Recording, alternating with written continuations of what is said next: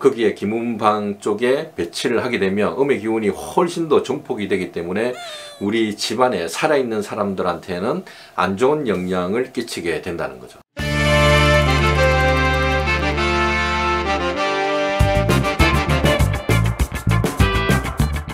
네, 안녕하십니까. 풍수에 살고 풍수에 죽는 풍생풍사입니다.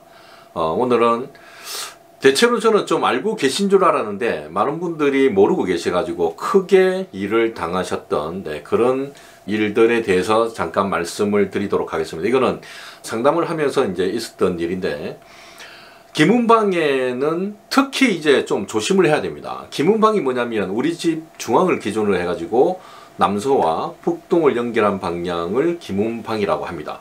그 기문방에는 귀신의 영역이 굉장히 크다는 거죠. 여기에는 반드시 부정탈 수 있는 물건들을 두시면 안 된다는 거죠. 부정탈 수 있는 물건들은 정말 여러 가지가 있는데 그 중에서도 가장 안 좋은 게 바로 영정사진입니다. 영정사진이 왜 안 좋냐면, 영정사진이라는 게 바로 장례식장에서 쓰던 물건이죠. 그러면 장례식장에 그 안 좋은 기운 한중간에 며칠 동안 노출이 되었던 물건이 바로 영정사진입니다. 그리고 또 납골당에 만약에 간다고 하더라도 납골당에 또 잠시 또 있다가 오는 사진이 바로 영정사진이라는 거죠. 그래서 이런 영정사진들은 우리 집에 반드시 갖고 들어오면 안 됩니다. 갖고 들어오기 전에 바깥에서 소각을 하든지 처리를 하고 우리 집에 들어와야 된다는 거죠. 근데 깜빡하고 만약에 갖고 오셨다면 보자기로 꼭꼭 쌓아두셔가지고 장롱 깊숙이 아니면 서랍 깊숙이 안 보이게 거꾸로 이렇게 엎어놔야 된다는 거죠.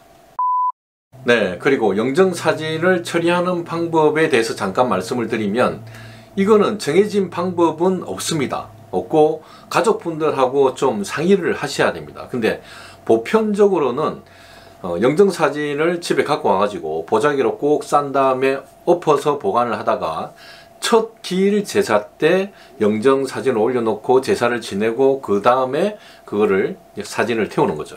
이게 이제 가장 보편적인 방법이고, 어떤 분들은 또 49제가 지나서 영정사진을 태우는 방법도 있고, 또 어떤 분들은 또 3년이 지나서 태우는 방법도 있고, 아니면 그냥 계속 그거를 사용하시는 분들도 계십니다. 그리고 또 종교를 갖고 계신 분들은 장례식이 끝나자마자 바로 다 소각을 하는 경향도 또 있습니다.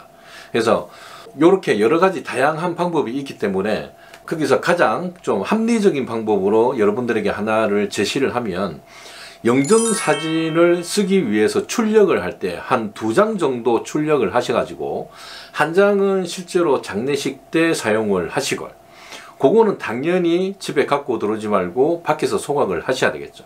그리고 장례식 때 사용하지 않는 남은 출력한 한 장을 제사 때마다 사용하는 방법이 있습니다.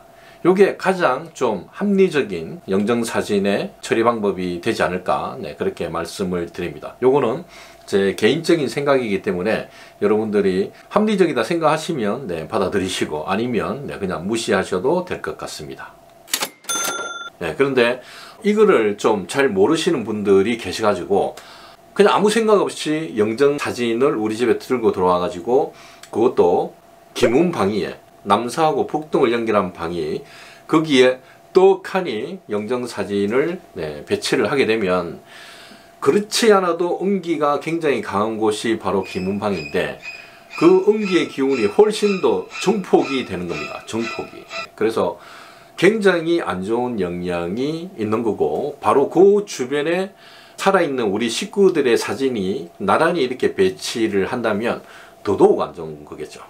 그렇기 때문에 반드시 영정사진만큼은 꼭 영정사진뿐만이 아니고 제사 때 쓰는 사진 있죠.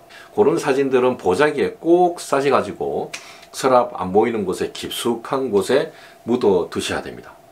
그렇게 또 말씀드리고, 그 다음에 부모님들, 돌아가신 분, 꼭 부모님들이 아니라 돌아가신 분들의 유품 있죠. 유품 역시 마찬가지입니다.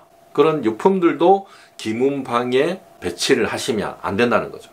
기문방이 어느 위치에 있는가는 제가 여러 편에 말씀을 드려서 아마 알고 계실 겁니다. 처음 보신 분들은 김문방의 그런 내용을 한번 보시고 제 말씀을 참고하시면 되겠습니다. 그 김문방의 설령 부모님이다 하더라도 부모님의 유품은 이미 이제 돌아가신 거니까 음의 기운이 일단은 강하다고 보고, 거기에 김문방 쪽에 배치를 하게 되면 음의 기운이 훨씬 더 증폭이 되기 때문에 우리 집안에 살아있는 사람들한테는 안 좋은 영향을 끼치게 된다는 거죠. 그래서 영정사진도 그렇고 돌아가신 분들의 유품, 유품은 반드시 김문방 쪽에 두시면 안 됩니다. 그리고 흔히 요즘 중고거래로 당근을 많이 이용을 하시는 분들이 계신데, 당근 거래를 하시는 그 자체는 그렇게 나쁜 건 아닙니다. 나쁜 건 아닌데 출처를 모르는 조금 부정탈 수 있는 물건들 있죠. 특히나 제가 강조드리는 거는 바로 철제 제품입니다. 이 철제 제품만큼은 중고 거래를 좀 안 하셨으면 하는 바람입니다. 왜냐면 주로 보면 안 좋은 기운이 붙어서 들어오는 게 보면은 철제 제품에 많이 붙어서 들어오거든요. 그렇기 때문에 가급적이면 철로 된 그런 가구라든가 소품 이런 것들은 되도록이면 중고 거래를 하지 않으시는 게 더 낫고, 갖고 오시더라도 반드시 김문방 쪽에는 절대로 두시면 안 된다는 거죠. 그래서 음의 기운을 더 증폭시키는 역할을 하게 되니까 반드시 그것만큼은 여러분들이 꼭 지켜주셨으면 고맙겠습니다.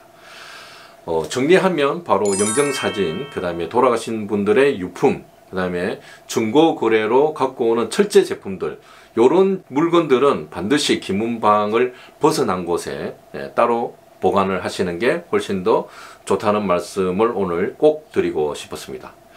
네, 이상으로 오늘 준비한 영상은 이것으로 마치고, 오늘 준비한 영상이 여러분들에게 단 1이라도 도움이 되셨다면 구독과 좋아요, 알람 공유까지 딱 한 번만 눌러주시면 다음 영상을 만드는데 많은 도움이 될 것 같습니다. 저는 다음 영상에서 또 찾아뵙겠습니다. 감사합니다.